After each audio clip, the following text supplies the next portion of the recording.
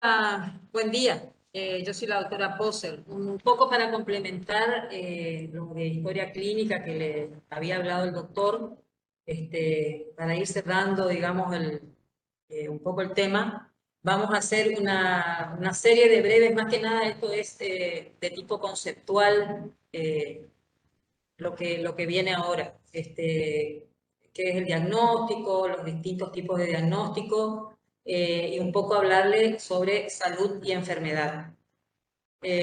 Bueno, cuando hablamos de diagnóstico, cuando el doctor terminó el tema de historia clínica, ustedes ven que la conclusión, digamos, a lo que se llega con el anamnesis y el examen físico, llegamos al diagnóstico, ¿no es cierto? Que este diagnóstico puede ser el diagnóstico, una impresión diagnóstica o un diagnóstico presuntivo, y algunas veces en odontología sí se puede llegar a un diagnóstico de certeza sin valernos de exámenes complementarios. Pero generalmente para tener un examen de certeza a veces necesitamos valernos de un examen complementario. Justamente para nosotros sería el examen radiológico, que es el más utilizado, digamos. Bueno, el diagnóstico. ¿Qué es el diagnóstico? Es la determinación de la naturaleza de una enfermedad o proceso patológico. Eh, es un proceso de evaluación que tiene que ser ordenado, sistemático, para conocer datos concretos que nos pueda dar el paciente para llegar a ese diagnóstico justamente. Eh, la, lo ideal sería hacer muchas preguntas, hacerle muchas preguntas al paciente, hablar con él, tratar de que nos aporte la mayor cantidad de datos, porque ahí radica el éxito de una anamnesis. No es fácil hablar. Hay pacientes que son, digamos, muy charlatanes, que nos dan muchos datos. Igual con ellos hay que tener como cuidado también de ir tomando lo que realmente no sea exagerado. Y hay pacientes que son muy parcos, que no quieren hablar. Entonces, ahí, digamos, se nos pone engorrosa la cosa y tenemos que usar nuestra experiencia, digamos, bueno, cuando hay experiencia.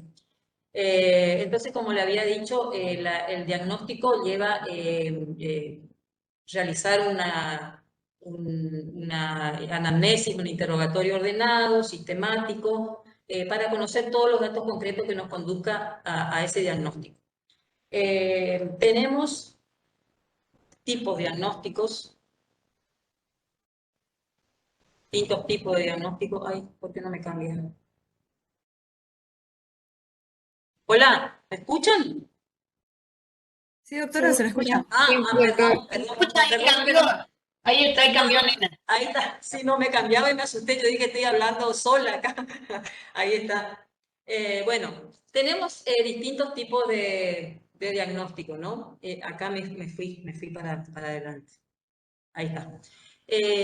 Bueno, el primer y al que arribamos, digamos, con más rapidez es el diagnóstico presuntivo, o la impresión diagnóstica, que es lo que nosotros, a la que llegamos cuando terminamos nuestro interrogatorio y nuestro examen físico. Este diagnóstico presuntivo es una presunción que se hace con respecto al diagnóstico cuando no se conoce con certeza la causa de la enfermedad, pero se la intuye.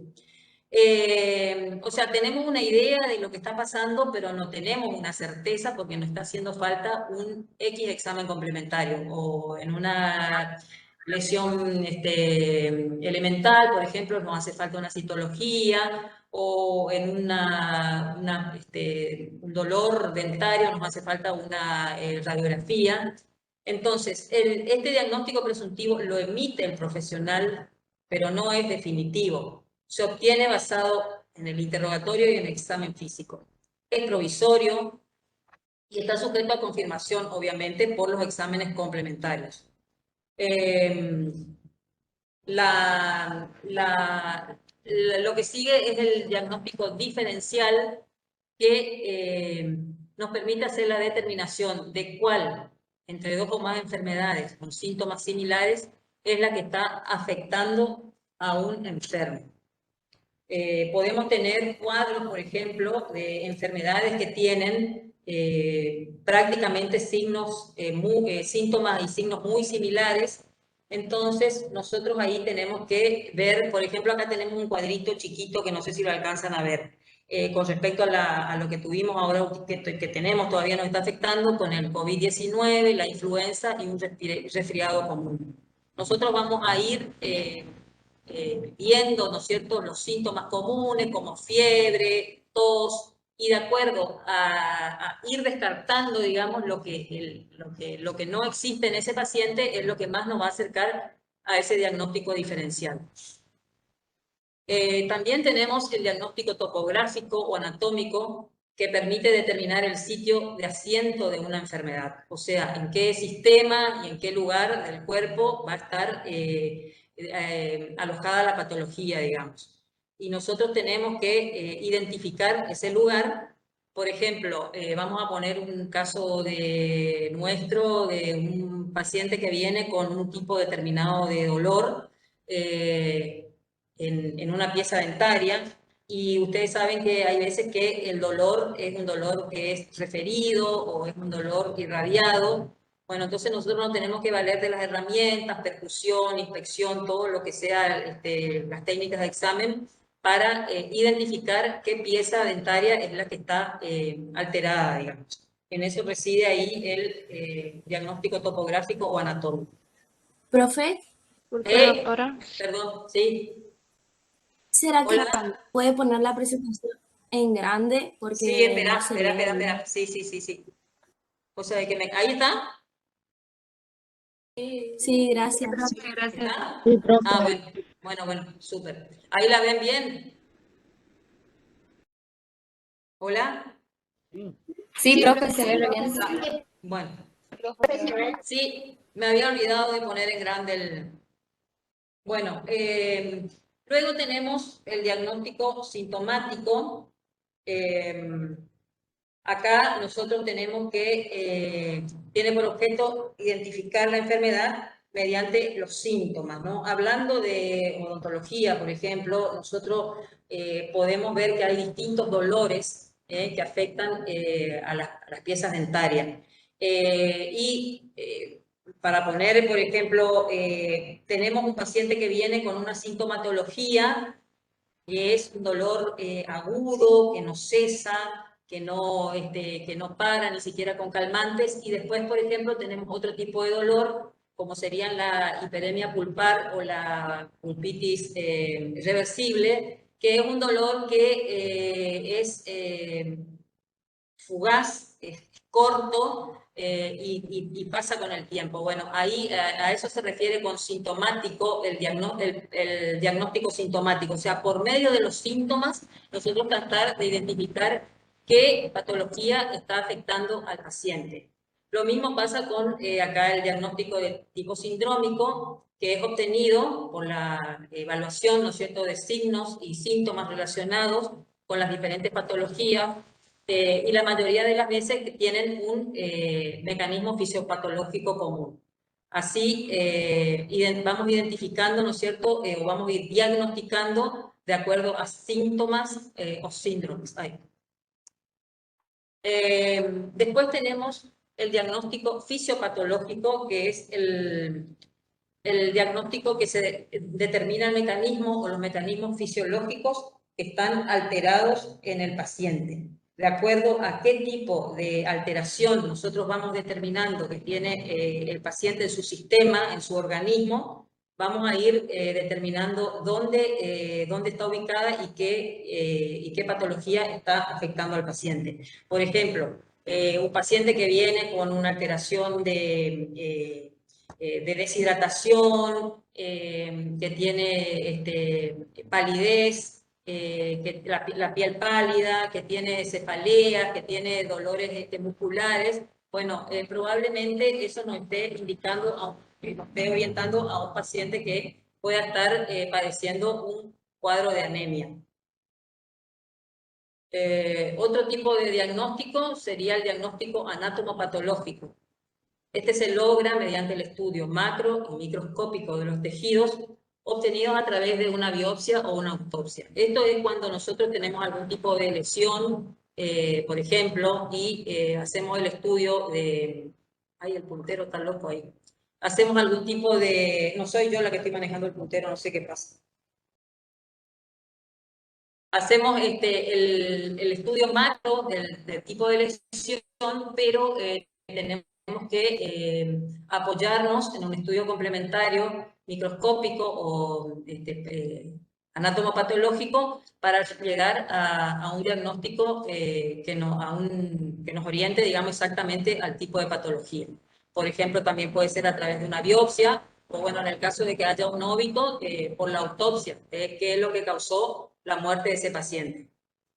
Otro tipo de diagnóstico es el diagnóstico radiológico, que es un diagnóstico de apoyo para clínico que se basa en la obtención de imágenes del cuerpo mediante la utilización de los rayos X o ahora también las tomografías axiales computadas o las resonancias magnéticas, que son nuevos, nuevos relativamente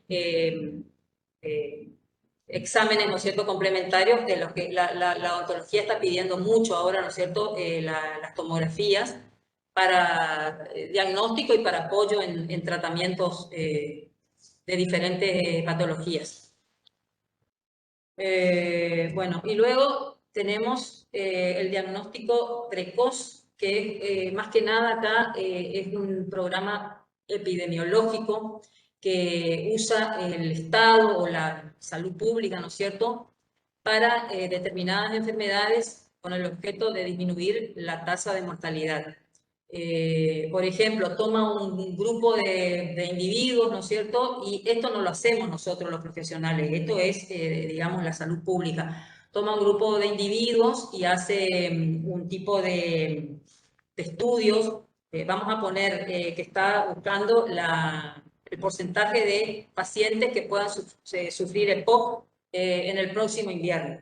Entonces, se hace, se busca la detección de pacientes que puedan ser susceptibles a desarrollar el EPOC. Entonces se le hace una prueba, que es una espirometría, digamos, no voy a entrar en detalles si no le doy como ejemplo, y hay paciente que da determinado número en el estudio, ya se lo trata previamente, por eso es precoz, el diagnóstico precoz, para que en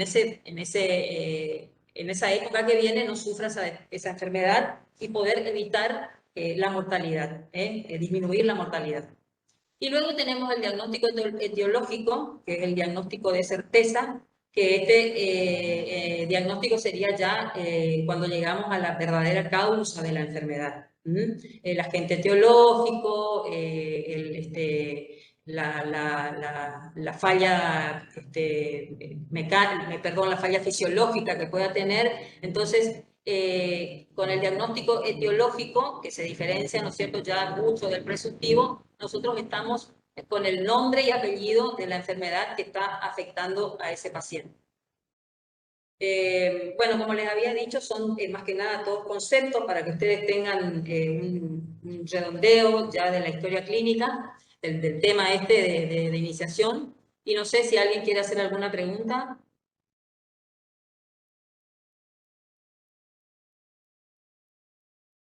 Bien. Esta es como es la bibliografía. Y ahora pasamos a otro tema que es el concepto de salud y enfermedad. Perdón, Hilda. Sí. Hay una pregunta, una chica en el chat. Ay, es que yo no veo porque tengo la pantalla grande y no me aparece. Valentina Magallanes, ¿cuál es tu duda con respecto a los tipos de diagnóstico? Profe, yo quería que muestre la primera imagen que mostró de tipos de diagnóstico, porque como estaba en pantalla chica no se alcanzaba a leer. Espera. Espera porque voy a pantalla chica y la pongo en grande. La primer, espera, la voy a poner en grande. ¿Esa? Diagnóstico presuntivo ahí. Sí, profe. ¿Sí? Bueno. Avísenme cuando tomaron la fotito o no sé qué es lo que quieren hacer. Gracias. ¿Está? Bien. A mí no me aparece la manito levantada ni nada cuando tengo la pantalla completa. Profe, tengo una pregunta. Cuando se Sí, hace el diagnóstico diferencial, ¿también se pone en la historia clínica? el diagnóstico diferencial, no. En la historia clínica, no. En la historia clínica va únicamente el presuntivo, que es cuando terminas el interrogatorio y el examen físico, y después al final, como les había mostrado el doctor hoy, después de estudios complementarios y todo eso que van a ir, digamos, adosados a la historia clínica, ahí sí podés, pero el diferencial sería como un desglose que uno hace, pero en la historia clínica no la tenés que poner. A ver, Gracias, ¿estás profe. ahí? Sí, estoy acá. Me parece que no, ¿verdad? Claro, cuando vos terminás de hacer la historia clínica, el primer diagnóstico que vas a plantear es el diagnóstico presuntivo. Presuntivo. Ese diagnóstico presuntivo por ahí no es el que realmente tiene el paciente. Vos tenés entidades clínicas que son similares y tenés que hacer justamente una diferenciación para ver cuál de ellas es el responsable del cuadro. El primer diagnóstico, después de recoger los datos de la anamnesis y el examen físico, es el preliminar, el presuntivo. Cuando vos haces los exámenes complementarios, y ahí sí, cuando haces, por ejemplo, tu impresión diagnóstica, ahí podés decir, yo interpreto que este paciente con estos elementos de la anamnesis y el examen físico puede tener esta patología, pero como además tiene estas características en el examen complementario tal, puede ser portador de tal tipo de proceso. O sea, ahí vas planteando el diagnóstico que estás haciendo diferencial entre dos patologías. No sé si queda claro. Sí, El profe. primer diagnóstico es el presuntivo. Cuando vos haces el razonamiento con los elementos semiológicos y haces tu postulación diagnóstica, ahí sí podés, incluso podés tener elementos ya del tratamiento que hiciste. Le hiciste un tratamiento, cambió el curso evolutivo, entonces vos acercás más la probabilidad diagnóstica hacia tal tipo de procesos. No sé si queda claro. Gracias. Bueno, continuamos entonces. Bueno, los objetivos de conocer estos conceptos de salud, enfermedad, etiología, noxa, patogenia, pronóstico, es introducir la terminología y el significado de las condiciones que generan la aparición de enfermedades o de no salud, digamos. ¿Cuál es el objeto de estudio con respecto a esta nueva terminología? Los pacientes, ¿no es cierto?, con procesos patológicos, en nuestro caso del sistema estomatognático, las condiciones de orden local y general, el medio ambiente, digamos, que influyen en su generación, o el medio ambiente o el estado biológico del paciente, y las repercusiones que estos procesos patológicos generan en el área psicobiosocial de los pacientes. Esos serían, ¿no es cierto?, los objetivos y el objeto de estudio. Bueno, con respecto a la salud, hoy se tiende a pensar que la salud debe ser algo más que la ausencia de una enfermedad. Salud es una palabra usada para describir cómo se siente el cuerpo y la mente de una persona. Estar sano o tener salud es un estado deseable por todo, ¿verdad? Debido a que un estado de bienestar, de salud, es en un individuo, o estado de saludable o no de un individuo, afecta directamente su capacidad para interactuar con el mundo y las demás personas. O sea, si nosotros tenemos un estado saludable en todo sentido, ya vamos a ir a la definición, podemos tener una capacidad de interactuar correctamente con la parte social, familiar, todo nuestro entorno. y si por alguna razón nuestra salud está fallando, bueno, ya es diferente el contexto en el que nos vamos a manejar. La Organización Mundial de la Salud tiene una definición que dice que la salud es un estado de completo bienestar físico, mental y social, y no solamente la ausencia de dolencias o enfermedades, a fin de permitir que las personas puedan llevar una vida social y económicamente productiva. Esa es la definición de la Organización Mundial de la Salud. Esta definición nos dice que salud mucho más que la ausencia de enfermedad. Una buena salud requiere no solamente salud física, sino también un estado mental y social sano. Utiliza el término bienestar, que indica una condición buena o satisfactoria de la salud en una persona, que significa que ésta está contenta, satisfecha, ¿no es cierto?, con sus aspectos físicos, sociales y psicológicos de su vida. La ausencia de cualquiera de estos componentes, ya sea bienestar físico, mental o social, la ausencia de alguno de estos componentes ya indica que esa persona tiene un estado no saludable.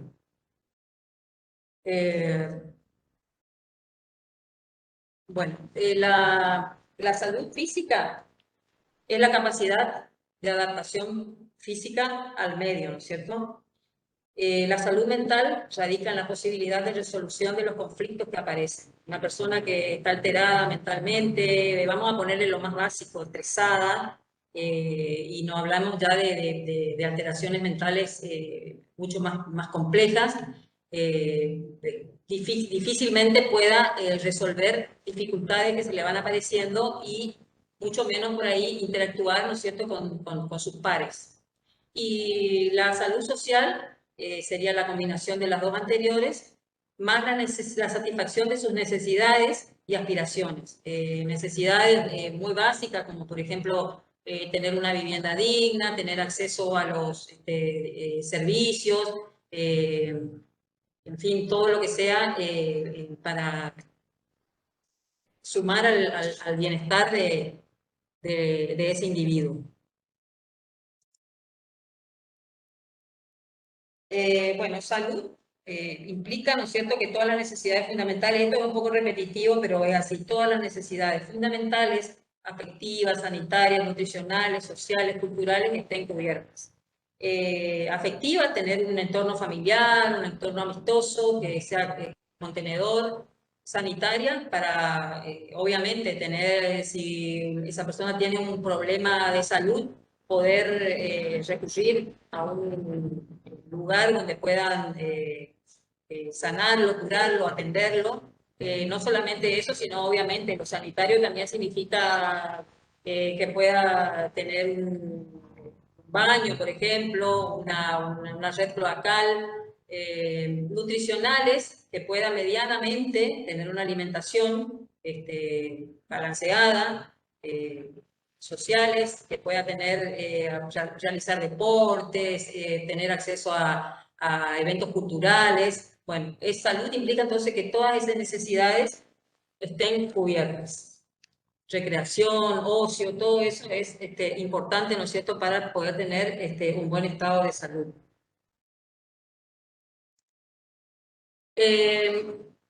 Para tener, digamos, para poder estar en un buen estado de salud, tenemos varios factores que influyen o que son determinantes para eso.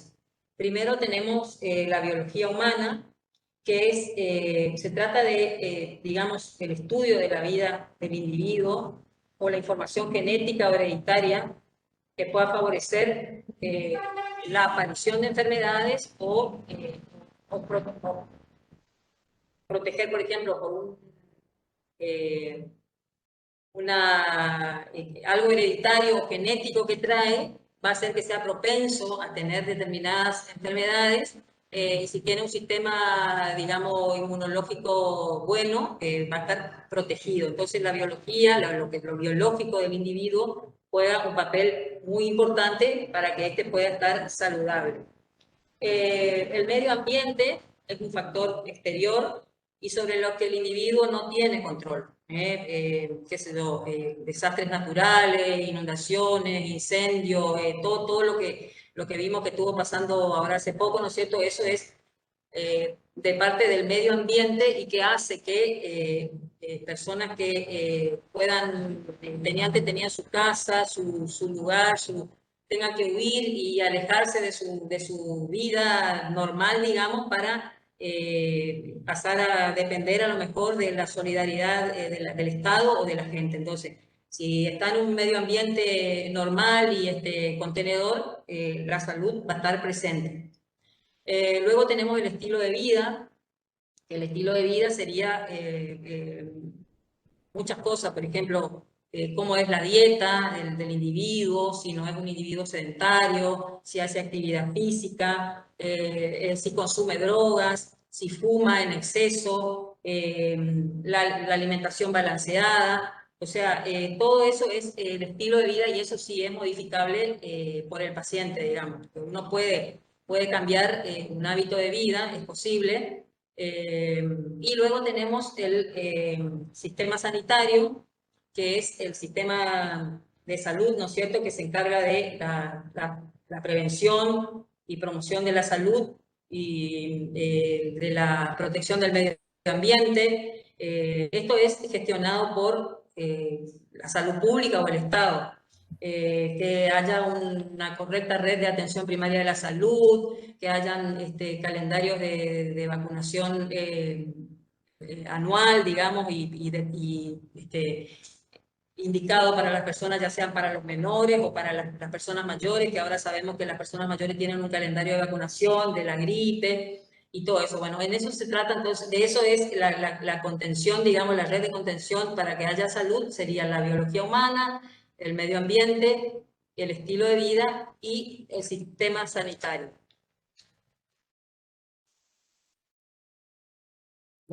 Bueno, la enfermedad, lo digamos, a la salud, es la enfermedad y esto es la alteración, desviación del estado fisiológico en una o varias partes del cuerpo por causas en general conocidas, manifestada por síntomas y signos característicos cuya evolución es más o menos previsible. Eso sería la definición de enfermedad. Entonces, es la ausencia de alguno de los componentes que habíamos visto antes y el cuerpo se enferma y tiene alterado su estado fisiológico. Para que se produzca la enfermedad, nosotros tenemos una triada, o sea, se la representa con una triada en la que están presentes un huésped susceptible, el medio ambiente y un agente etiológico. Esta enfermedad es un proceso dinámico que involucra la interacción de estos tres elementos y tenemos, por ejemplo, que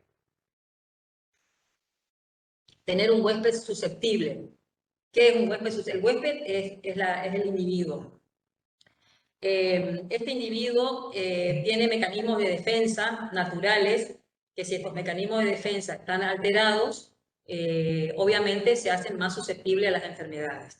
Por ejemplo, la edad es un componente que haga que haya susceptibilidad a personas mayores, personas que no realizan prevención, que no se aplican vacunas, pacientes trasplantados, pacientes con disminución de sus defensas inmunológicas, con carga genética, digamos, de enfermedades.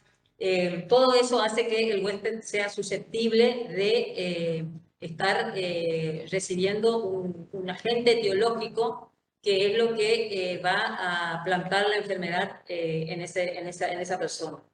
El agente etiológico es el causal de esa enfermedad y puede ser externo o interno, este agente patógeno. Puede ser de tipo biológico, ¿no es cierto?, como los virus, las bacterias, los hongos, los parásitos. Pueden ser de tipo químico, como drogas, medicamentos, plaguicidas, sustancias tóxicas, digamos. Y después tenemos el medio ambiente, que es el que genera las condiciones, como habíamos hablado hoy, ¿no es cierto?, el clima, geografía, condiciones sociales también, por ejemplo, la guerra que está sucediendo en este momento, obviamente que es un medio propicio para que ese huésped susceptible, más agente etiológico, más el estado mental de estrés que tiene ese paciente, haga que todo esto sea propicio para que se genere una enfermedad. ¿Me siguen hasta ahí? Sí, profe. Sí, profe. Sí. Sí, doctora. Tenemos, cuando hablamos de enfermedades, tenemos distintos tipos de enfermedades. Tenemos enfermedades infecciosas y enfermedades no infecciosas. Dentro de las enfermedades infecciosas están las contagiosas, que se transmiten de una persona a otra o por medio de vectores como ser la tierra, el agua, el aire o algunos insectos como por ejemplo los mosquitos que transmiten el dengue y otras patologías también. Y después tenemos las no contagiosas, que estas no se propagan de una persona a otra. Y luego tenemos enfermedades que son no infecciosas y que tenemos por diferentes causas, como por ejemplo lesiones, traumatismos, accidentes, ingestión de sustancias tóxicas, la falla en algún órgano, por ejemplo, la diabetes, las cardiopatías, las enfermedades respiratorias, el asma, en fin, todas las enfermedades que no dependan de un microorganismo para presentarse, pero que sí, digamos, dependen de la parte de la función fisiopatológica o la falla orgánica del individuo. Entonces, enfermedades infecciosas, contagiosas y no contagiosas, y después las enfermedades no infecciosas que tienen diferentes causas. Bueno, la etiología es la rama de las ciencias de la salud que se ocupa de estudiar las causas de las distintas enfermedades que se presentan en el ser humano. Es simplemente encontrar la causa, que puede ser lo que habíamos visto antes, pueden ser causas biológicas como los microorganismos, diferentes tipos de microorganismos, pueden ser causas químicas, causas físicas, pero es la biología la que se encarga de encontrar ese causante de la alteración de la salud. Bueno, para que se produzca enfermedad están lo que llamamos noxas o agentes patógenos. Estos son capaces de causar prejuicio en el individuo, ya sea por exceso, defecto o carencia. Las noxas también, como le había dicho un poco antes, hablando de la triada que provoca la enfermedad, digamos, dentro de las noxas nosotros tenemos que, esto es repetir un poco, pero tenemos noxas biológicas que son las principales, porque los microorganismos y todo eso son las principales causas de enfermedades. También tenemos las noxas físicas, que pueden ser rayos X, rayos ultravioletas, ruidos, choques, temperaturas, ya sean en aumento o en muy bajas o muy altas. Luego tenemos noxas que son,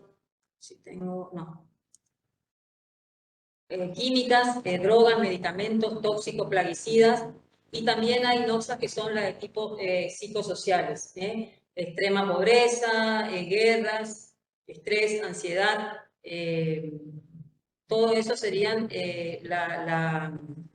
los distintos tipos de noxas, ¿no es cierto?, que pueden actuar sobre el organismo para desencadenar una enfermedad. Bueno, la patogenia, ¿qué es la patogenia? Es la génesis, ¿no es cierto? O sea, el pato es enfermedad, génesis es origen o nacimiento, y ia es acción. La patogenia es la rama de la patología que analiza el origen de un estado patológico, cómo empezó, digamos. Son mecanismos biológicos, físicos, bioquímicos, que están, digamos, representados por las náuseas, que llevan a la producción de una determinada enfermedad.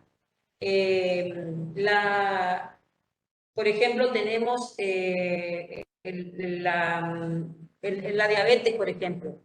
Nosotros vamos a tener cómo es el inicio de una enfermedad. Se presenta un paciente, le tomamos la muestra de sangre, ¿no es cierto? Y hacemos la comprobación de que tiene entre 100 y 125.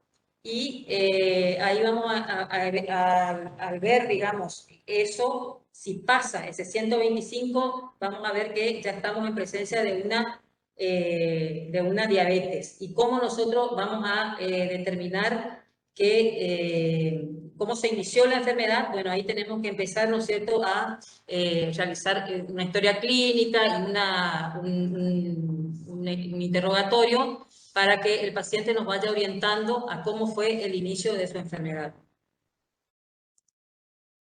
La patogenia puede ser de origen funcional, que es la fisiopatología, que estudia el porqué, el cómo de los síntomas que se producen en las enfermedades, y morfológico, que es de la patología general, que estudia los aspectos morfológicos y cómo se van desarrollando las enfermedades, en su inicio, digamos, en el inicio de la enfermedad.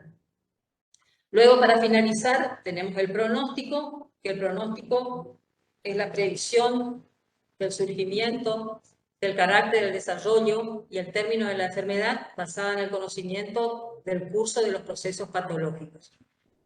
Nosotros cuando iniciamos la historia clínica y arrancamos con el interrogatorio, ya podemos ir teniendo una imagen, ¿no es cierto?, de qué patología está teniendo, y a medida que vamos realizando el tratamiento, también podemos ir viendo el pronóstico de ese paciente.